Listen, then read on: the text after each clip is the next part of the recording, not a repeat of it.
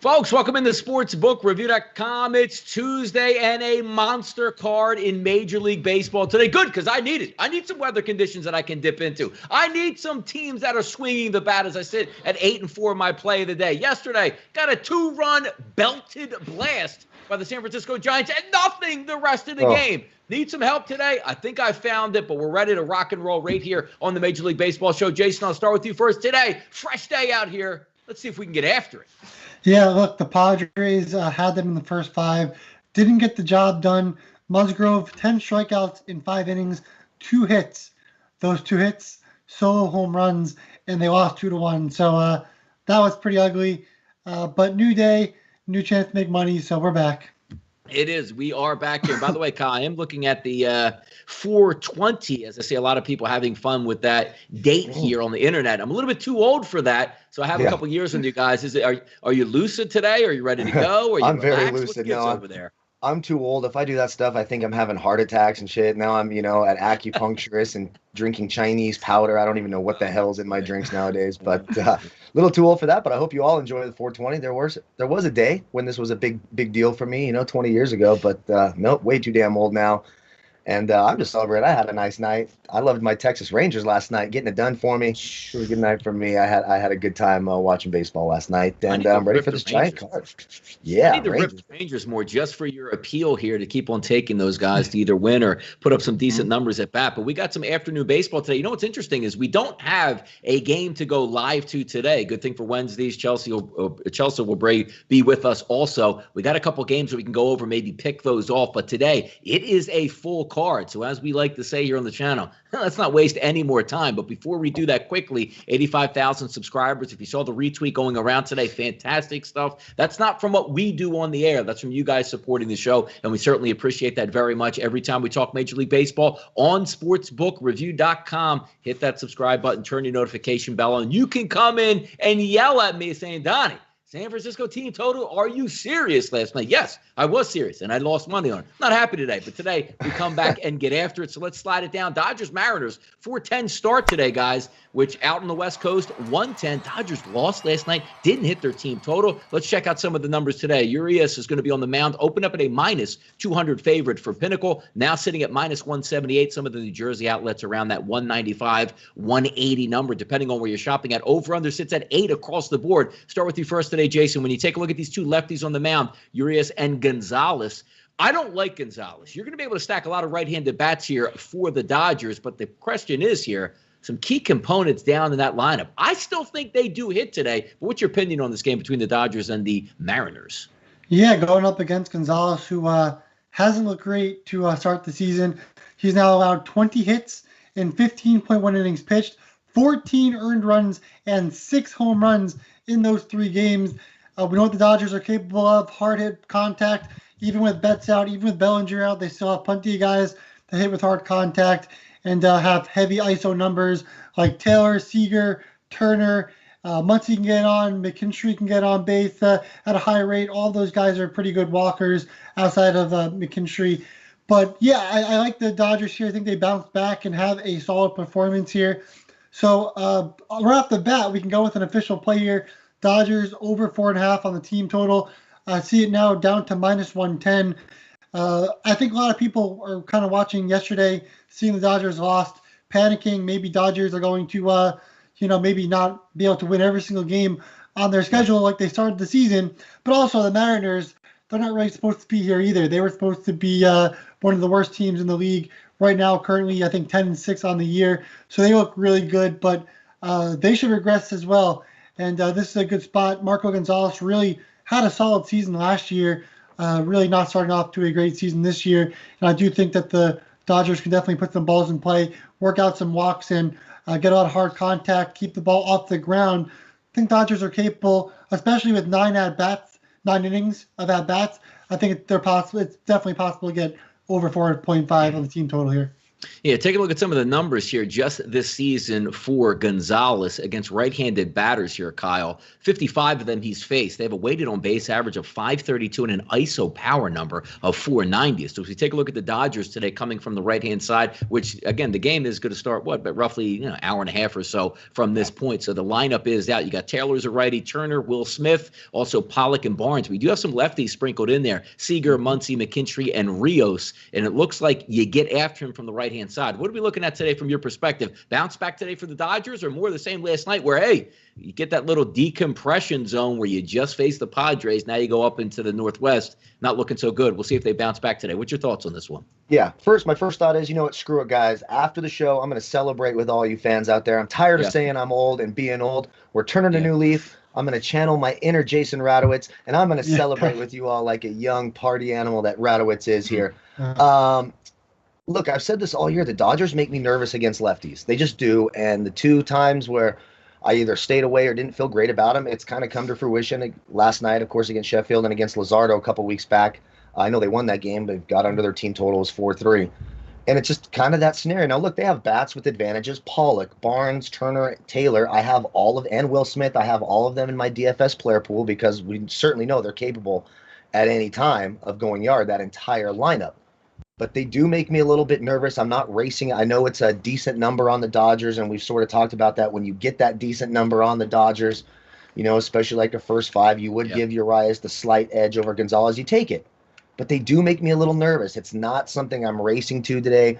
Lefties, you know, someone mentioned it in the chat box. You know, lefties, maybe the Dodgers' kryptonite. Maybe it is a little bit. You're going to have a better – if you have a good lefty, you have a better chance against the Dodgers than a good righty. I mean, that's just the bottom line here. So even though – you know, I'm looking at Dodgers first five. What am I looking at here? Minus 130, minus 120. That's not terrible, and that's a good number when you're betting the Dodgers.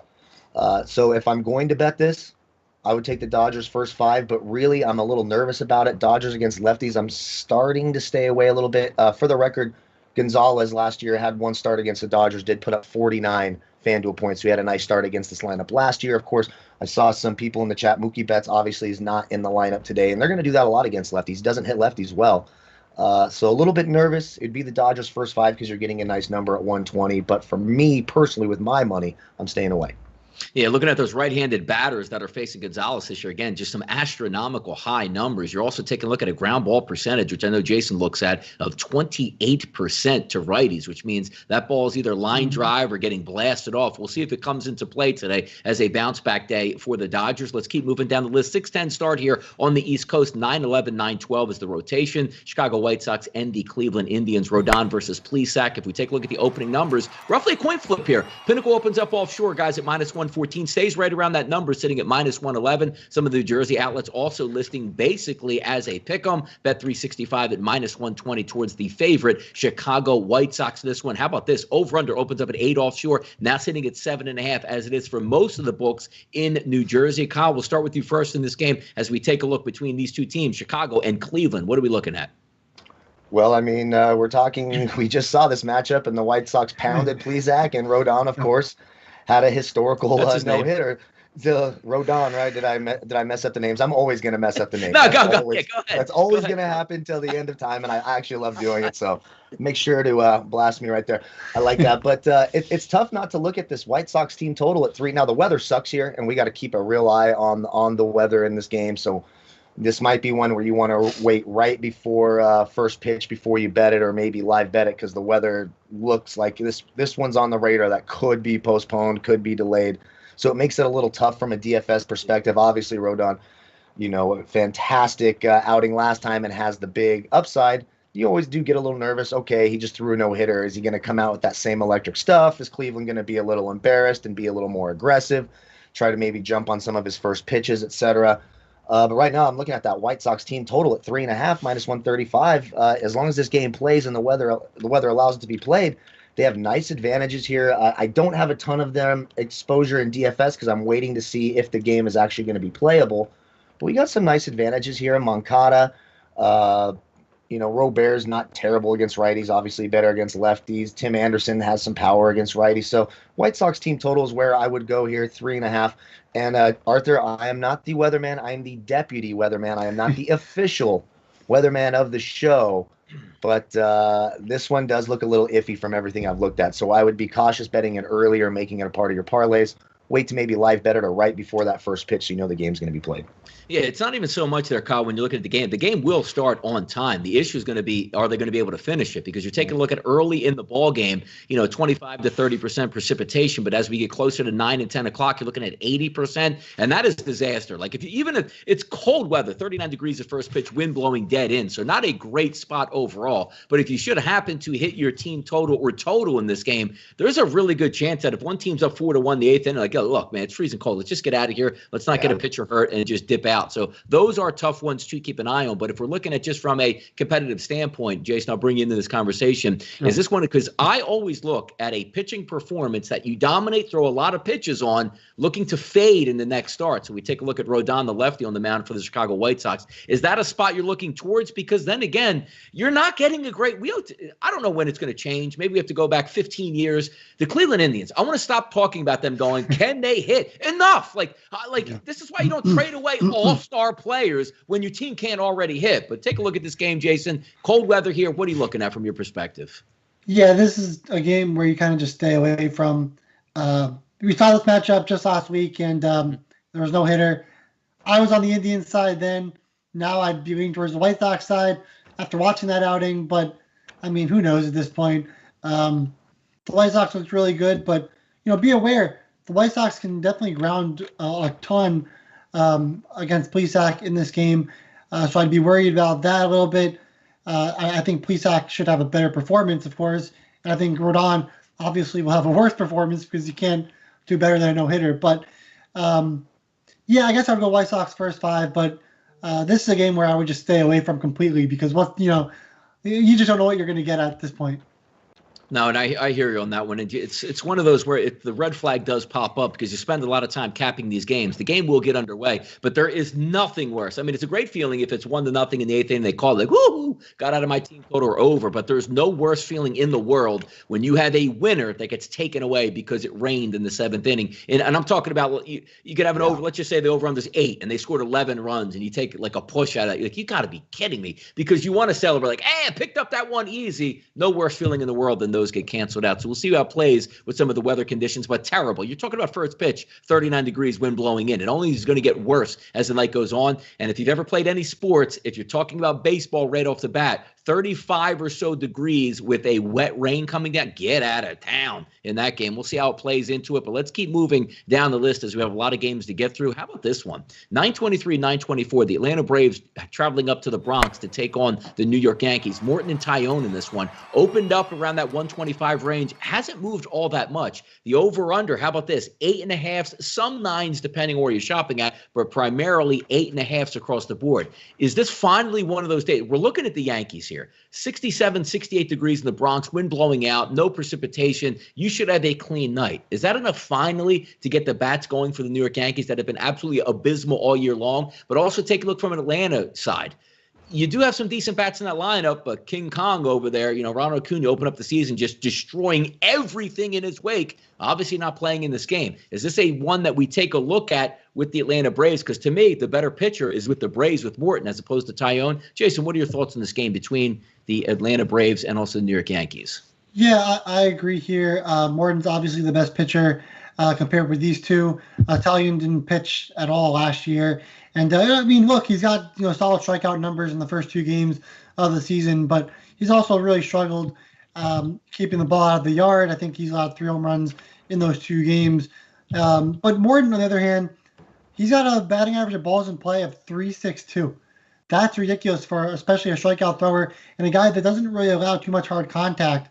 So at one point you can say, okay, yeah, that's going to regress. At the other point you can say, well, maybe it's not going to regress, and that's why Morton's kind of struggling a little bit, recently. Yeah, I don't know. I think we see some hits in this game. I think we see some runs in this game. I also think we see a lot of strikeouts in this game. So it's kind of a boom or a bust game. But this game, again, Yankee Stadium, I do think the Braves should be able to score 3.5 runs. I would trust the Braves a lot more than I would trust the Yankees at this point. But, eventually the Yankees will get back to being, the Bronx Bombers, and they'll perform. But we're not going to, we have to, it's going to happen eventually. We don't want to wait right now. And so I would look at the Braves over 3.5 team total at -140. Look at the Braves plus 100 in the first 5 with Charlie Morton on the mound. Outside that, though, I wouldn't touch the Yankees, although the Yankees can definitely do damage. Yeah, you have some plus batters here taking a look versus right-handers for the Atlanta side, even though Acuna is out. But even from both sides of the plate with Jamison Tyone this year, he's only faced 14 batters from the left-hand side. They have a weighted on base average of 462 to righties 363. ISO power numbers elevated. He does have a decent strikeout split. Lefties at 29% and righties at about 25%. So Adrian's is going to be in the leadoff spot. Not bad through 21 at-bats for his right-handed pitching here, Kyle. 430 weighted on base average, an ISO of 500. And the K percentage under 5%. So not a bad guy to add to your lineup. Just would have been nice to have Acuna here in the Bronx tonight. What are you looking at between this game, between the Yankees and the Atlanta Braves? Yeah, I think this one's really tough. You're absolutely right. Morton does have the pitching advantage slightly here over Tyone.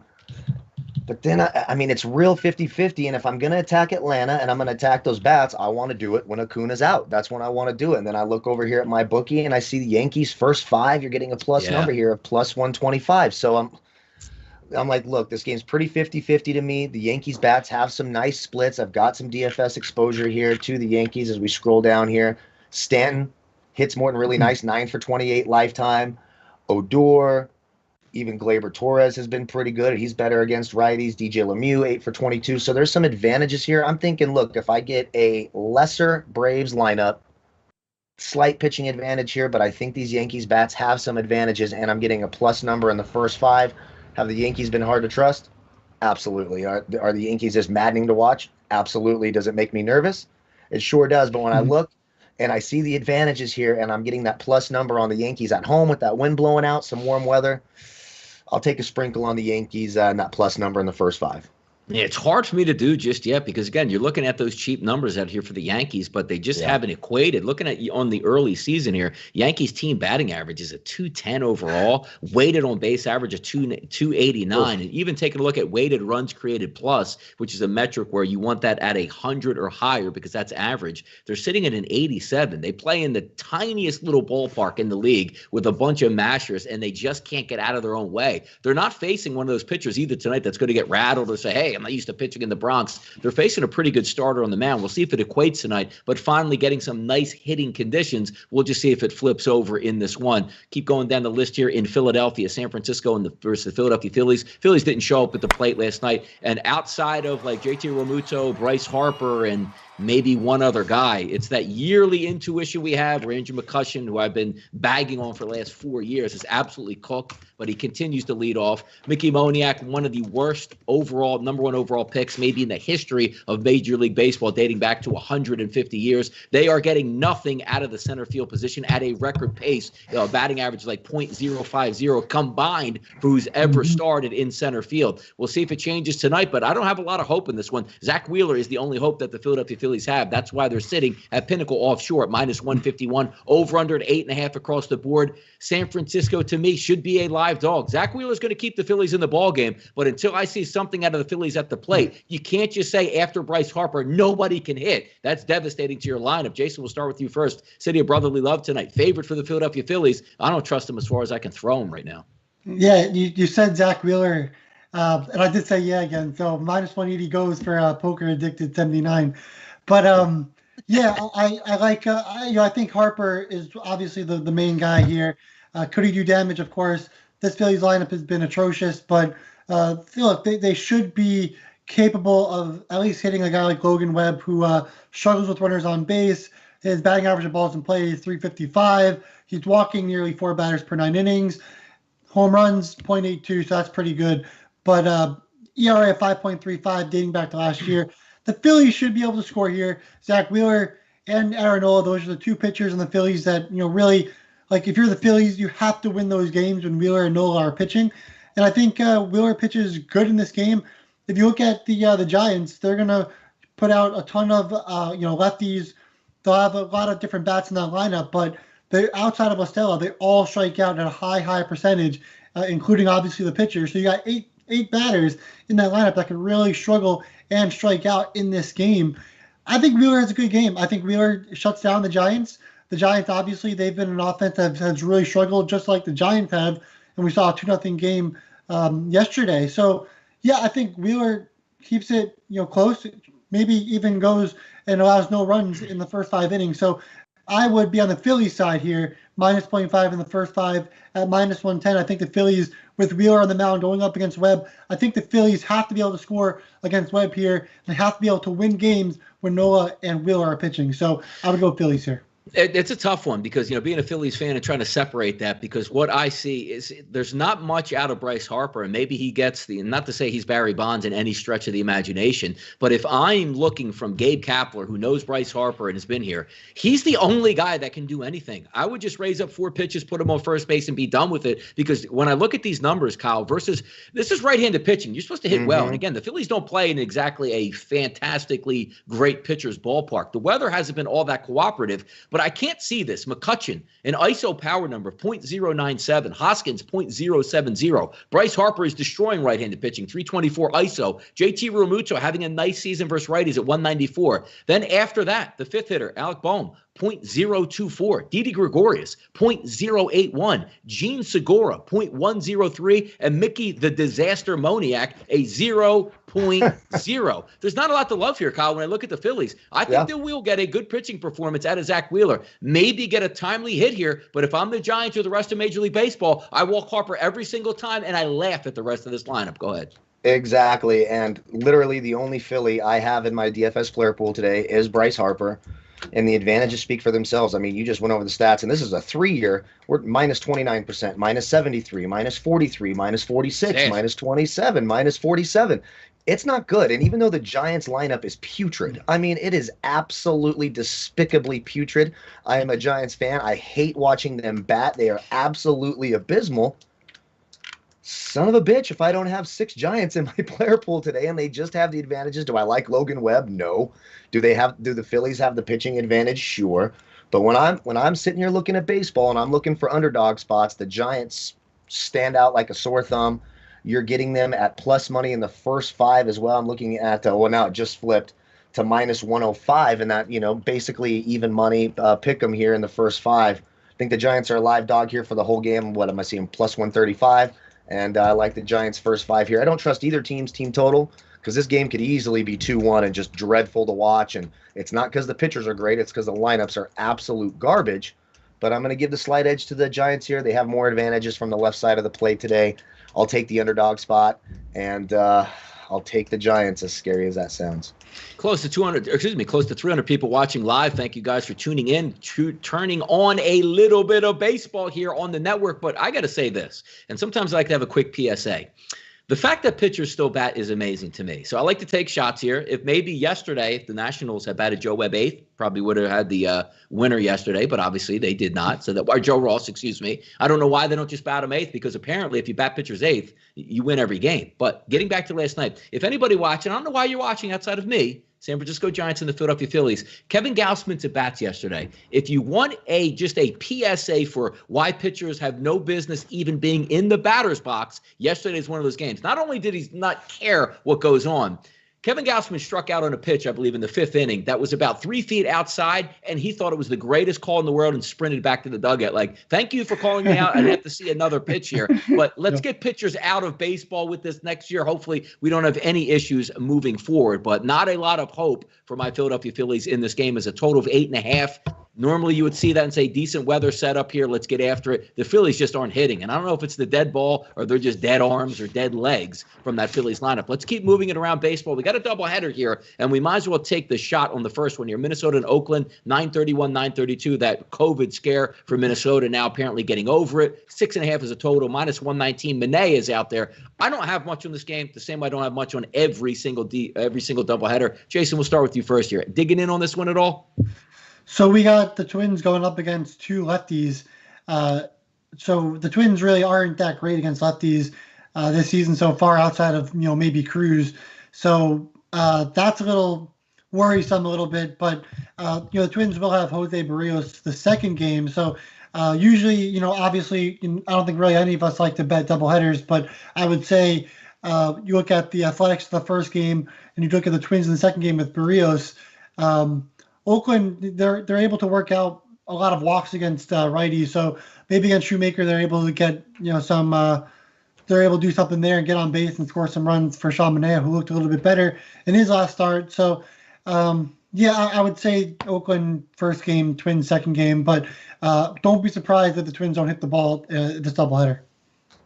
O.CO Coliseum today. Nice little weather conditions there. About 60 degrees, wind blowing out, which it always does, but about 14 miles an hour. Looking at anything in the first game of this doubleheader here, Kyle?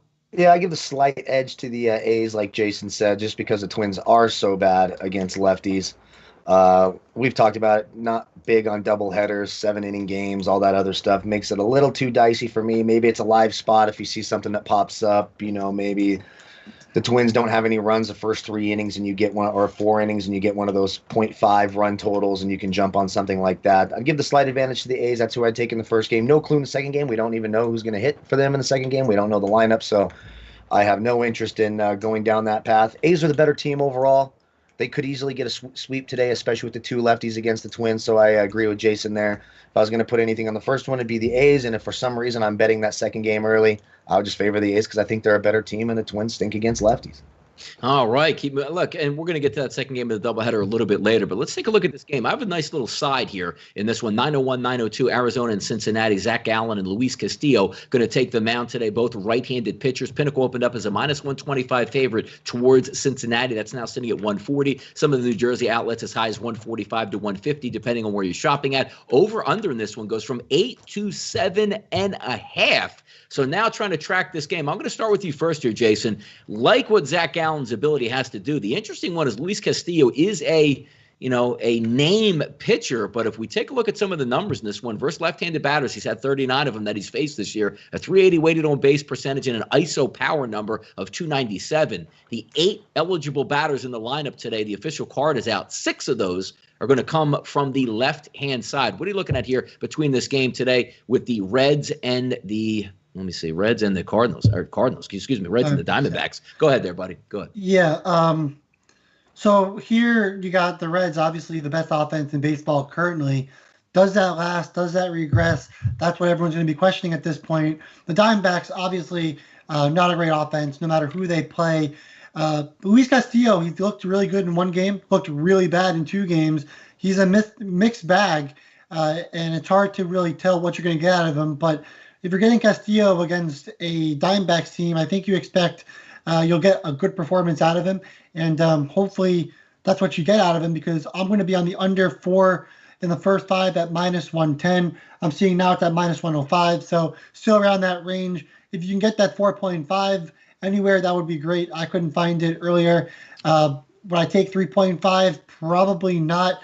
I would probably only go from under 4 or more in the first 5. That's really kind of risking it from like a 2-2 game. You just never know what could happen. But Zach Gallen has been really impressive dating back to last year, and I really do think that he can keep the Reds' offense down a little bit in this game. And I'm not really too worried of the Diamondbacks' offense against Castillo. So again, I like the under 4 in the first 5. Gallen, if you remember back to last year, a lot of Diamondbacks games when Gallen pitched, they all hit under in the first 5. I think that happens here. Again, I think it's a really good matchup between 2 really good pitchers. Even though Castillo hasn't been terrific, I do think he'll be terrific today against this Diamondbacks offense. So again, under 4 first 5 at -110. I'm seeing -105. And if you're able to get 4.5, to me, that's a no-brainer. Again, that extra run would be huge. All right, Kyle, taking a look at this game starting out in Cincinnati. Hitter's ballpark there, but you do have some pitchers that pedigree-wise should be on point. And before I give out a little side action play here, about 65 degrees at first pitch, dips into the high 50s and gets a little bit cooler as the game moves on. But the wind is blowing out in this one. What are we looking at between these 2 ball clubs? Yeah, best pitching matchup of the day right here, these 2 pitchers. And so when that happens, and the Reds are a great lineup and the advantage is to the Reds, no doubt about it. But this could be the nerfy of the day. We got the Rays-Royals yesterday. We got that done. And even though we didn't get the Royals plus money pick, we still got the nerfy. This would be my nerfy of the day. Luis Castillo, 6,600 on DraftKings. It's way, way, way too cheap. So if you're playing DraftKings, Castillo is a great play. His last 5 starts against Arizona, nothing less than 23 DraftKings points. You will take that at 6,600 on DraftKings. It's a great price for a value pitcher. Love Castillo today. Really hard to take. I actually couldn't find a total that I liked for the Reds. I'm not touching the Diamondbacks. Give the advantage to the Reds. I don't even mind the Reds' first five. I saw a pretty good number here. First five, plus 105 at my bookie for the Reds. Obviously, they have the better lineup to me. Both pitchers really good. I like the Nerfy. Give the edge to the Reds. If I'm going to pick a side, it'd be Reds first five at plus 105 and no runs first inning. Yeah, I'm going to go Arizona team total first 5 innings at over 1.5 at minus 120. If you can get that out there on some books, you can certainly take a look at that. Looking at the lefties that are going to come after Castillo, has been absolutely destroyed by lefties. Smith has a 182 ISO, Calhoun 143, Cabrera 216, Peralta 180, Carson Kelly 217, and Eduardo Escobar 318 as those first 6 batters. If they don't get more than 1 run, there's a good chance that they're not going to get their team total of 3.5 anyway. So just taking a simple contrarian shot over the first 5 innings. Give me a walk, 1 swing at a bat, home run, c'est la vie. That's going to be able to get over. But I'm going to play that myself on that one. But I do have a best bet a little bit later on that will hit that we can all certainly feast on. Pittsburgh and Detroit, 925, 926. Anderson versus Fulmer. Line opens up at Pinnacle Offshore, 125. Hasn't moved all that much. Still sitting at 123. But the sign of the times here where last year we couldn't wait to jump on overs. Looks like the opposite. Everybody can't wait for the line to come out and jump on unders. 8.5 turns into 8s. Some 7.5s across the board at some sharper outlets and also some outlets here in the state of New Jersey. We'll start with you first again, Jason, this one. Detroit, slight favorite here. Pittsburgh, though, I think a little bit sneaky in this one from a batting perspective. Go ahead. Yeah, I like the Pirates in this game. What kind of threw me off is Fulmer hasn't been terrible to start the season. That's what kind of threw me off a little bit because if you remember last year, and even when you combine this year and last year, his ERA is still 7.03, FIP is still 6.21, but his xFIP 4.83. So, he was due to kind of lower those numbers a little bit because those are just outrageous numbers. But yeah, Fulmer allows 2.5 home runs per 9. Walks are just 3 per 9. BABIP is 3.33, and LOB percentage is around 70%. So, but he's looked better this year. That's why I'm not touching it. But I think the Pirates over 3.5 team total at minus 105 is a good play. There's some really good bats in the lineup for the Pirates against righties that could really do damage in that lineup. And 3.5 at minus 105, it just seems like a gift at this point. Even if Fulmer has a good day after 5 innings, he'll be done. You get that bullpen that's obviously been atrocious as well. So Pirates over 3.5 team total. It would be like, it's not an official play, but if I needed one more, this would be the play. So as we like to say here, it's always official. Yes. If it loses, make sure to hit Jason up at Jason_Radowitz on Twitter. There you go. Now here's the interesting, dissection of what I love in Major League Baseball, particularly early in the year. We're looking at Anderson, the lefty here, Kyle, on the mound. Yeah. 418 xFIP on the season. Not great, but he's getting absolutely obliterated by right-handed batters. Left-handed batters, he's getting them out because he's a lefty. That's what you're supposed to do, lefty on lefty, get him down. But he can't get a right-handed batter out. Yeah. Now, here's where it comes into play. I'm going to give you ISO numbers here of this team this year with the Detroit Tigers. The lineup is out. Every single batter, Kyle, is going to be from the right-hand side. Say, oh, my God, where do I sign up? But here you go.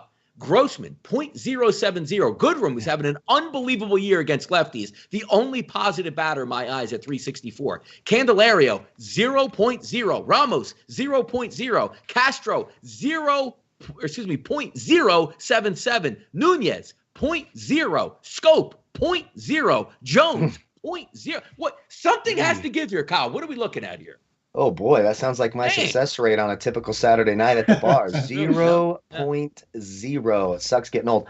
I do slightly lean Pittsburgh here. Now, this game, again, I'm just the deputy. This game looks like it has almost no chance of being played. Like, is it as bad as that looks? Played, though. I need this game to be played. I'm not sure that I would not go bet this game because even like when you read some of the guys break down the weather situations, the one here from your favorite, Donnie, says, laugh out loud, nope. So they don't even anticipate any hope of playing this game. So that's important to keep in mind before you make this part of if you make in a parlay or anything like that. But I would give the slight lean to Pittsburgh for all the reasons that Donnie just pointed out. Yes, they do have this like little 3-year average advantage here, but oh man, have they been terrible. So I've got a slight lean to Pittsburgh here if this game is played. 0.0 Tigers, I will pass on that. Give me Pittsburgh here, but wait until this game starts, or maybe don't. The weather's real I don't know bad if here. it Just coming starts, from to be Denver. honest with you. You got Yeah. precipitation in the high 70s throughout the night. And it even, Yeah. like you said, let's just say 80% to start the game. Yeah, it goes to like 95% by about 9 o'clock. Yeah. And if you're a baseball player, say, hey, manager, hey, help me out here. It's 36 degrees at first pitch. What are we doing out here tonight? This game should not be played, but boy, I wish it is, because I love to see matchups where a lefty can't get righties out and righties can't hit a lefty. And you just see, like, it's Really? either going to be 6 innings, no earned runs, or boy, they got him real quick, but we might not get to see this game as it does play out. I'll tell you one game we are going to get to see play tonight, 9:27, 9:28, Baltimore and Miami. Matt Harvey on the mound versus Neidert. If you look at this line, Pinnacle opens up as a favorite towards the Marlins offshore, 139. That dips down to 117. A lot of outlets here in New Jersey and some other offshore books hovering between that -124 and -125 number. But if you look at the over-under here, it opens up at 8.5, stays at 8.5. Looking at the weather conditions down in Miami, you say, well, Donnie, why would you look at the weather conditions? It's probably going to be a closed roof anyway. There's a chance that this game might still have an opening because it's humid, but it's 81 degrees, no real chance of precipitation this one. If the roof is open, it will be a boon to both offenses if you can have that. We're going to start with you first in this game tonight, Jason. Take a look at Baltimore versus Miami. Miami worthy of being a favorite, or just a complete fade on Matt Harvey in this game? I think you could take the over for both sides, Marlins and the Orioles. I think this goes over 8.5. It's Matt Harvey versus Nick Neidert. Neidert hasn't even pitched 5 innings yet in either of his starts so far this season. He's allowed more walks than strikeouts in both starts as well this season. So, I like the Orioles here. Also like the Marlins here against Harvey, who looks a little better. Like he's locating, but he just doesn't have the same stuff that he used to. Hard contact rate of 45%. That's the worst on the slate by far. As a Mets fan, it really stinks. But right now, he's got a batting average of balls in play of 389. So nearly 40% of hits off the bat are base hits, and a lot of home runs at 2.77 per 9 innings. So both sides could let up a lot of runs. I don't know. I'd probably side Marlins in the first 5, but like I said, I think both teams got over, and so I would just look at the overs on both sides there. Yeah, take a look at some lefties here that can do some damage because Neidert has struggled. He's got an xFIP of over 8, which is outlandish, which means he's walking a lot of guys, not striking out a lot. And left-handed batter's got a weighted on base average of 472. I don't think the lineup is out. I'm just going to refresh this really quickly here on this game to see if I can get an active lineup between these two. But Kyle, I'll start with you again on this game. What are you looking at down in South Florida between these two? I'm looking at plus numbers next to my Marlins, and I like it because guess who's pitching? Matt Harvey. Guess who stinks? Matt Harvey. Now, Nick Neidert also stinks, so I do like that over call. This game certainly has the potential to go over, and especially with all the cold weather and rainy games we're talking about today, we get one of these games. We're going to have good hitting conditions, whether it's open or closed. They're not going to open it if it's bad hitting conditions, and they would only close it. So I do like the over in here. I'm looking at the Marlins first 5, plus 115. Sign me up for that. Their team total, over 4.5, plus 115. I think they can get there as well. It's Marlins or bust for me. Anytime Matt Harvey's on the mound, it's a total fade for me. I do know there's some, and I don't mind that Orioles team total either, over 3.5 at minus 135. So you're getting an easier number there. So if you're like, hey, that's just a little too rich for my blood, and I got to trust the Marlins to get 5 runs here, Orioles at 4 gets you a minus 135. So I'm with Jason, like both teams' team total, but I'll lean that Marlins first 5 and take that plus money as well. I love my Marlins. Hate Matt Harvey. Easy decision for me. Yeah, I think it's a decent shot that you do get some runs in this game. Would like to see the roof open, but if not, you can't cry about it. You're going to see a lot of base runners on. Matt Harvey, not really the strikeout guy, obviously, that he was with the New York Mets, and the Neidert still looking to get his way. And if you are, the best thing that you can ask for with a pitcher is a young kid who has some struggle with command, because if you're putting runners on base, sooner or later, Major League Baseball players will cash in on that. And it is a cheap total there for the Baltimore Orioles at 3.5. So we'll see what happens down there in South Florida. We will keep chugging along about 40 minutes into the show. So we'll hit a little bit of a speed burst here as we get through it. 9:03, 9:04. This is a good game here. And you're trying to match up to see what Patrick Corbin is going to do between the Cardinals and the Nationals. Wainwright versus Corbin, the lefty. You're looking at getting some backers here with Corbin because this is interesting. His numbers are terrible this year, but Pinnacle opens up at a minus 106 here as a slight favorite. Obviously, if you're looking at a 105 number, but that's up to now 124. Some of the New Jersey outlets now spiking at FanDuel up to minus 132. Over under under, which we usually see the opposite way in Major League Baseball, dropping lower. Pinnacle opens up at a 9. That now sits at 9.5. FanDuel New Jersey opens up at 8.5. That also still sits at 9.5. This is the one you're looking at where the hot St. Louis lineup that matches up really well against Corbin. Corbin over the past few years is much better than what he's showing now. Jason, is this a night where you're taking contrarian value with Corbin, or are you saying something's wrong with the mechanics? I'm going to ride out the Cardinals in this game. Yeah, this isn't just a last year or this year thing. It happened last year too. Corbin wasn't good. I think his good days are far behind him, and this is kind of the new Corbin here. So yeah, I like the Cardinals over 3.5 on the team total. Got that at -150. Now I thought at 4 at FanDuel at around -120. I'm not sure if that's there now, or you can look at the 4.5, or even if you want to just go with the Cardinals first 5 with Wainwright on the mound, that's okay as well. Right now, the Cardinals, we saw the offense look really good yesterday. They looked really good. They scored 12 runs, had a bunch of multi-run innings. Now they're going up against a lefty where they've really destroyed. Small sample size this year, but they've destroyed. They're getting a ton of walks. They're getting on base. They're limiting strikeouts. They look really good. And that middle of the lineup is deadly. I think the Cardinals should be able to score 4, 5, 6 runs in this game versus the Nationals. You get Corbin, then you get the bullpen that obviously had to pitch a lot yesterday in the first place. So again, Cardinals over 3.5 team total at -150. I'm playing it safe. If you want to be more aggressive, take that 4, take that 4.5. It should hit, of course. I'm sure Donnie will read off the weighted OBAs for the Cardinals against lefties, and it's nice. It's all green. Yeah. It's more of that. It's more or less what you've been waiting for. And also, when you take a look at the weighted on base average, you're looking at some power numbers along with ISO. But also, we love to look at how are you doing in your at bats alone with bases on balls. Every single person in this lineup is working the count, low strikeout numbers, taking their base on balls. And when you get traffic on the bases, as I said previous game, that's the worst case scenario. I don't care how good a pitcher you are. If you keep putting guys on base, sooner or later they're going to get driven in. Patrick Corbin, xFIP on the season, I didn't even know it was possible. 9.72. That basically means every single person is getting on base is what you feel. But he does open up as roughly a pick'em and now listed as a favorite here, Kyle. Are you biting on that? Because from my perspective, I actually like both St. Louis and Washington's team total, which would obviously correlate into an over for the game. What are you looking at here? Yep, took the words right out of my mouth. This game plays to an over. Both lineups have really nice advantages here. Let's just go over St. Louis. 3-year weighted OPS advantages here against Corbin. 57, 91, 66, 32, 37, 45, and 5. You will take that when picking a lineup. I like that whole lineup for DFS. Nolan Arenado in particular, 3 home runs in his career off of Corbin. So I know someone asked for a home run prop. There could be one there. Now let's go to Washington. Let's talk about their advantages here against Wainwright, and in particular, individually, Ryan Zimmerman, 16 of 45, 4 home runs in his career off Adam Wainwright. But we're looking at advantages here now of 55, 8, 4, 26, 20, and 31. So both lineups should be able to hit the opposing pitcher here, so it does play to an over. I'm going to stay safe because it's really hard to trust this Nationals team. Some days they go off, and other days you get 2 home runs from Trey Turner, and that's it. St. Louis, red hot. We saw the runs yesterday. We got St. Louis at a plus number in the first 5 yesterday, if you remember. I like the St. Louis team total. I'm looking here over 4.5 at -110. I could take a stab at that. It's Cardinals or nothing for me. Both teams should be able to score. I don't mind both lineups in DFS. Want no exposure to either pitcher, obviously. But I'll give the slight lean here to the Cardinals. And it's a juiced up number, first 5, but I could take that as well at, what am I looking at, -140.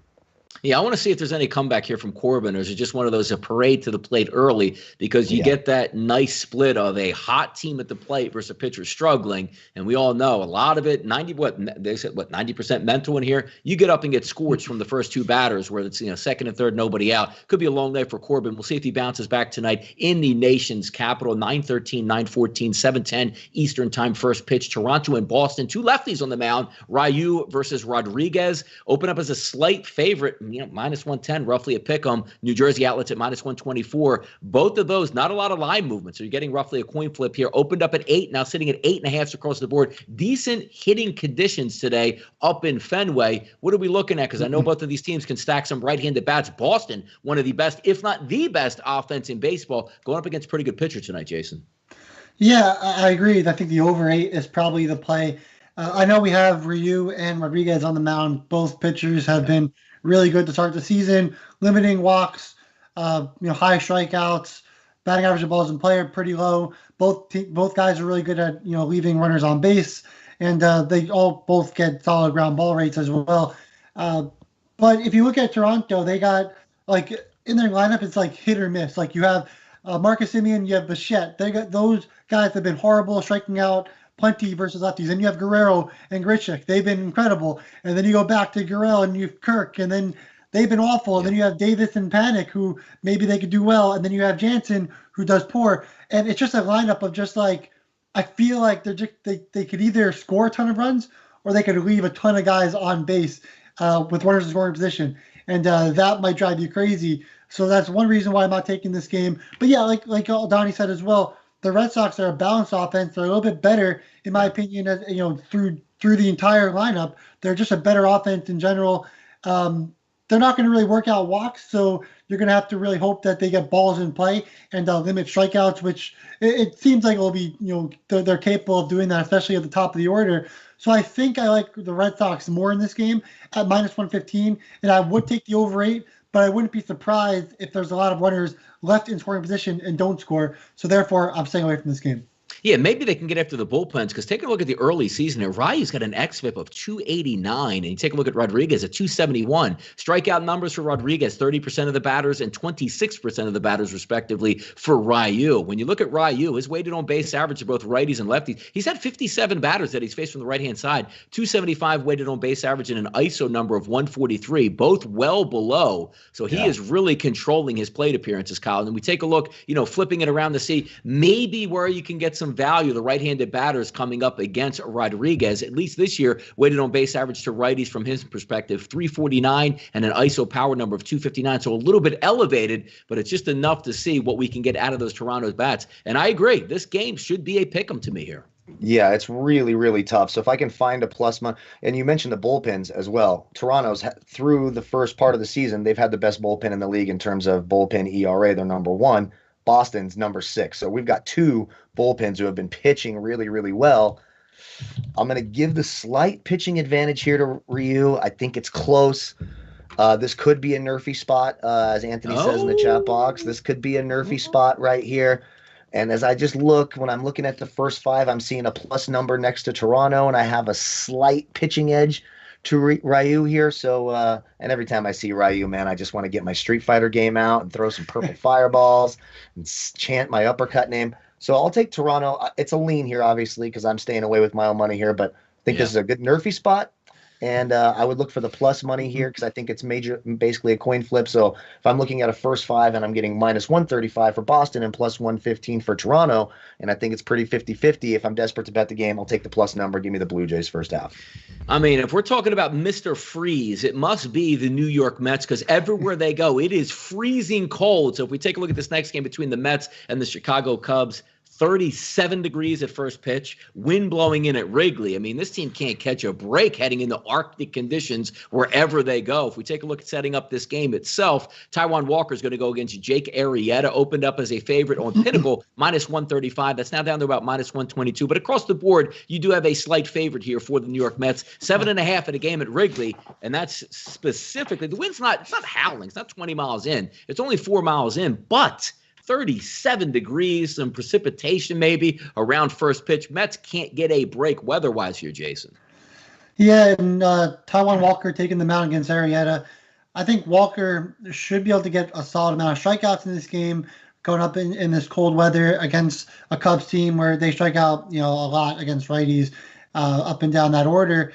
And then you have Arrieta. The Mets have actually really, hit him well throughout his career. And I'm sure Kyle will talk about that. So I think I like the Mets in the first 5, but, like Donnie said, the weather obviously a factor in this game. I don't know if I would take either side. I do think the Mets are the favorites in this game. I think the line is basically, what it should be. But maybe, I guess, Walker strikeouts, I think it's 5.5. Maybe that, he can get that. The Cubs do strike out a ton, especially the lefties against the righties.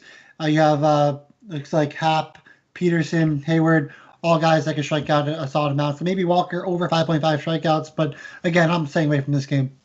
Yeah, 3.18 ERA on the early season for Jake Arrieta through 17 innings, but that doesn't tell the true story here as we take a look at his expected ERA of 5.27 and his xFIP numbers close to 5, if not just hovering right above 5, depending on different outlets that you look at of how they actually tabulate those stats. I'm looking at a 5.58 and a 4.94, so certainly not all that good. And I always like the way that the Mets lineup can shape up versus righties because they have a lot of usable left-handed bats. The only issue, once again, is going to be cold weather and what we're getting out of this game here, Kyle. Yeah, it's time for them to man up. Cold weather, schmold weather. It's time for Jason's Mets to man up, and I'm going to make him happy because I like the Mets a lot today. I like them to get over their team total of 3.5 at -130. I know it's cold, but you're right. They smash Arrieta. This projected lineup tonight, 43 of 123 lifetime, a 350 averages, 3 of his last 5 starts in the teens in terms of fantasy points. That's not good when you're paying up for a guy 8,000, 8,900 like Arrieta is. You look at the Mets lineup. I love the Mets lineup today. Conforto, Villar, Nimmo, Michael Conforto, by the way, 2 home runs, 7 of 27 lifetime here. Pete Alonso. Jeff McNeil is 15 of 26 lifetime off Jake Arrieta. That is a crazy number. You don't see a lot of those, including a home run, a 577 average. I know it's cold, but guess what? It's the Cubs against a okay pitcher, but it's the Cubs. They can't hit anything. They suck. I could go out and 4-hit the Cubs in 7 innings with half a shoulder and a bottle of whiskey. That's what I would do. I would be hammered out there like that little what was that Rob Schneider movie where he's teaching the kids to play baseball and the drunk guy's beaning all the kids? That would be me, and the Cubs would still not score any runs.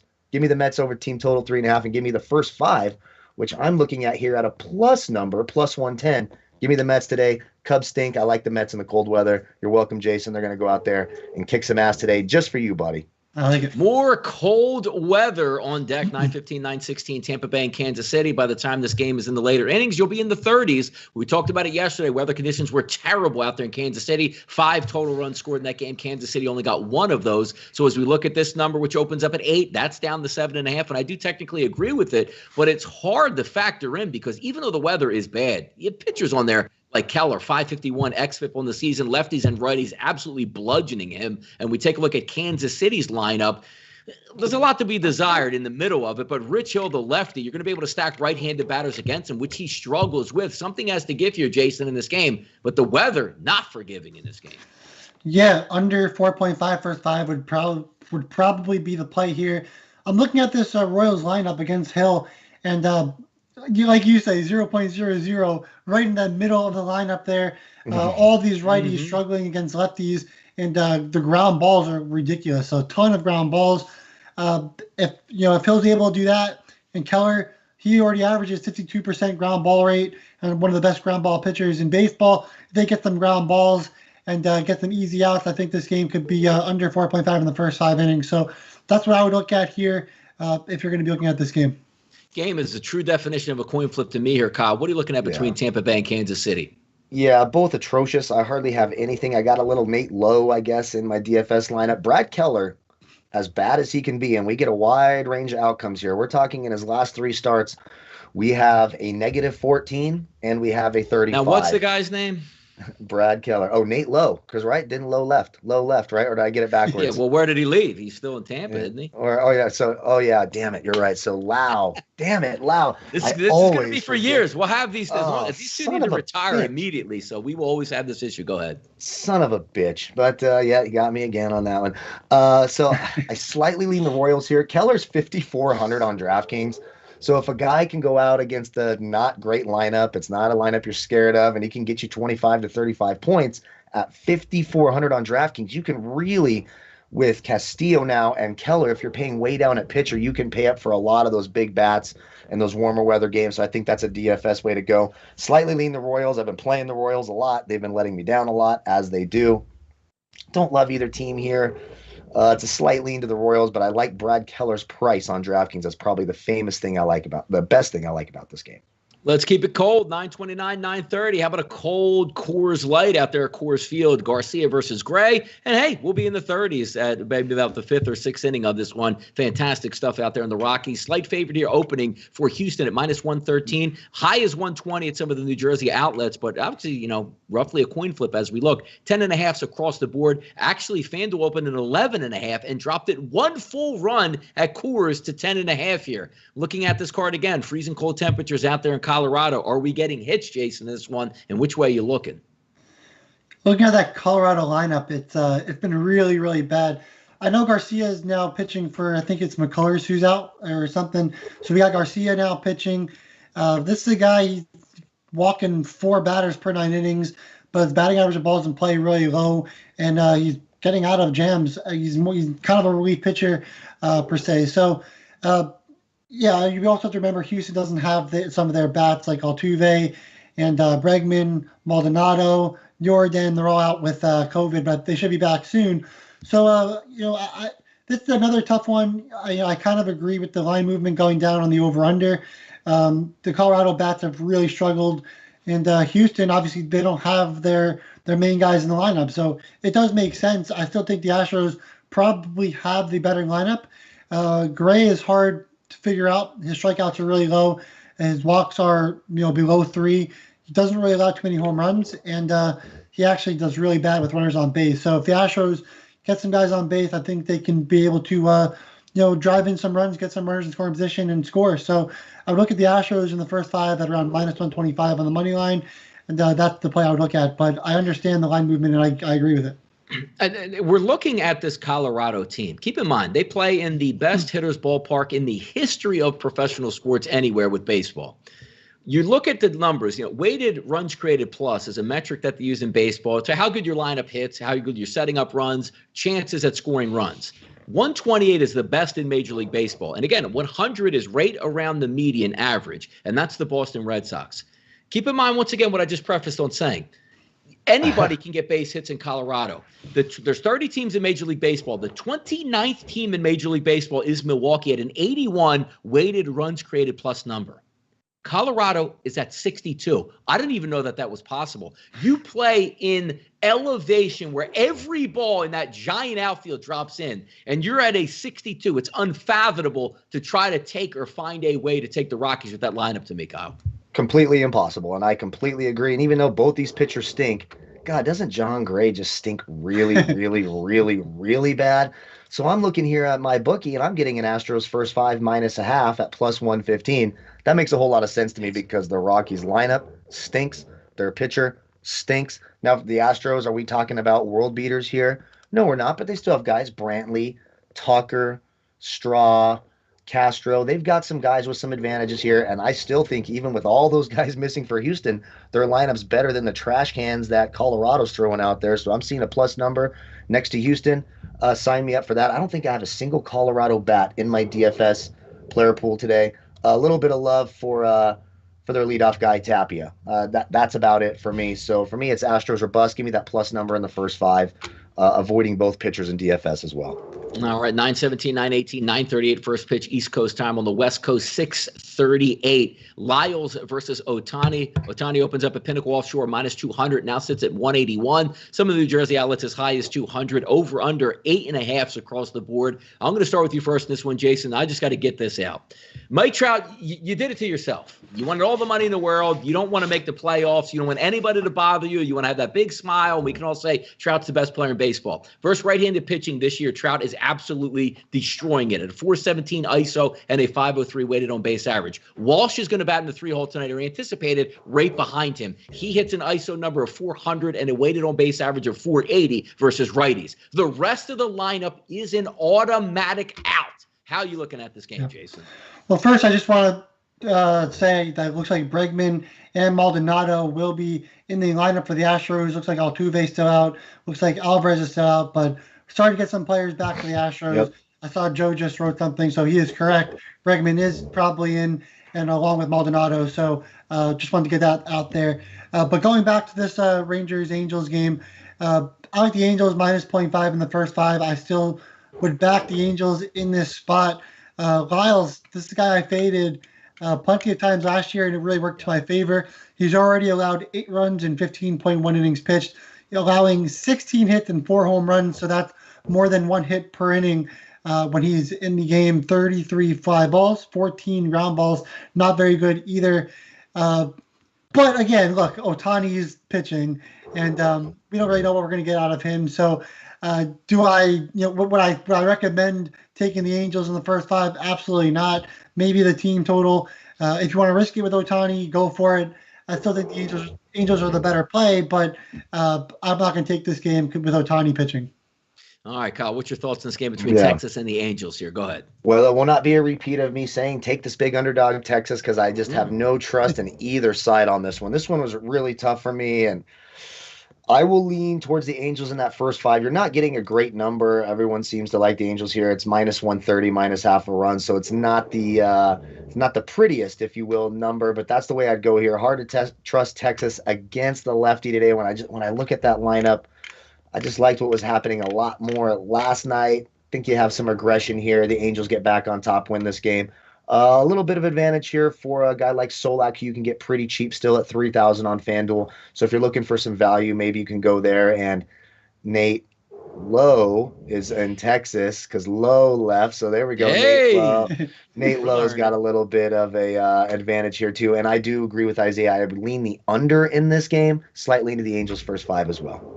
All right, second half of that doubleheader, Minnesota and Oakland, Barrios versus Luzardo. Quick thoughts on this one, Jason. Any that you have? Yeah, like I said, it's going to be tough to hit lefties. But with that, Barrios is on the mound for the Twins, so I would trust Barrios more than Luzardo in the first place. So stay away game for me, obviously. But I think Barrios is obviously the better pitcher. Can the Twins score against Luzardo? That's the big question. I think they should be able to, but the stats just don't prove that. So another game I'm staying away from. Kyle, thoughts on that second half of that doubleheader there? Yeah, it's a doubleheader. It's a stay away. But again, I agree. Barrios, the better pitcher. So maybe like a first 5 here and hope Minnesota puts a run or 2 up on the board and Barrios can do his thing. Want to wait closer to game time if you're really going to bet this seriously and make sure you know the exact lineup and who's doing what and maybe see what happens in that first game, get a feel for it. But right now I have an early lean towards the Twins.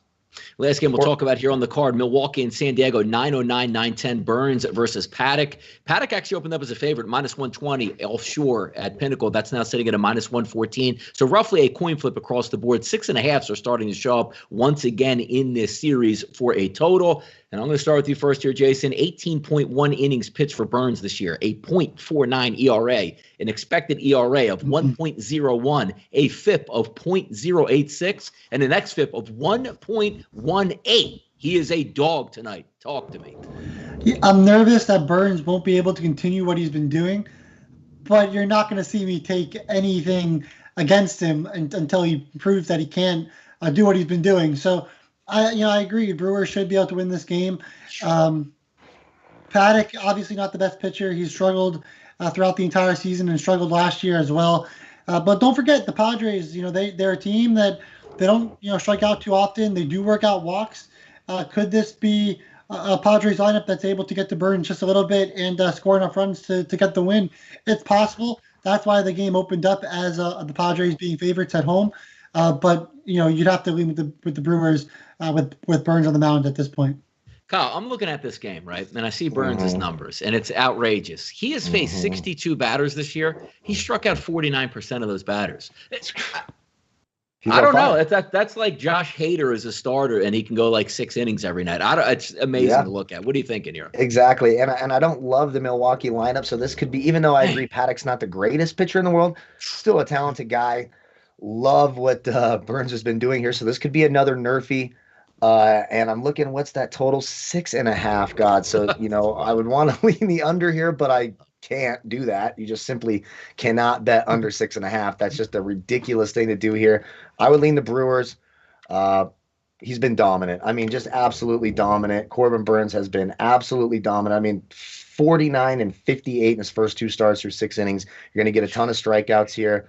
Tatis still hasn't really caught fire. Slight lean to Milwaukee, but this would be a nerfy for me, and not a lot of runs to be scored here, not a lot of DFS exposure. I do have exposure to both pitchers. Paddock's cheap on FanDuel. He's sitting down here at 6,900. To give you sort of a perspective on that, when you go to DraftKings, he's 10,000. So he's a much, much, much better value on FanDuel at 6,900. So there is some upside there because, quite frankly, this Brewers lineup stinks.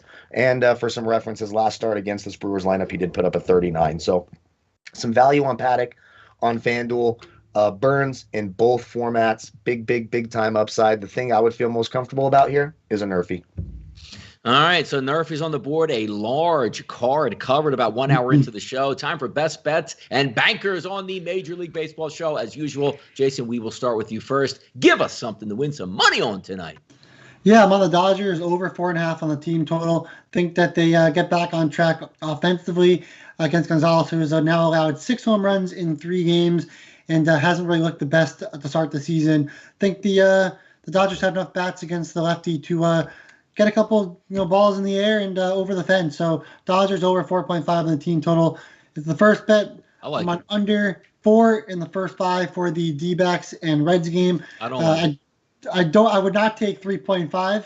I would just take that 4 and see if you get that 4.5. I think Gallen will be able to shut down the Reds, even though the Reds do have some really good numbers. I think regression, obviously, in the cards for the Reds. Did we not watch the Reds in the postseason last year? That's why Bauer left. So I think we'll see some regression there for the Reds, especially with Gallen on the mound, and think Castillo can hold down the Diamondbacks as well.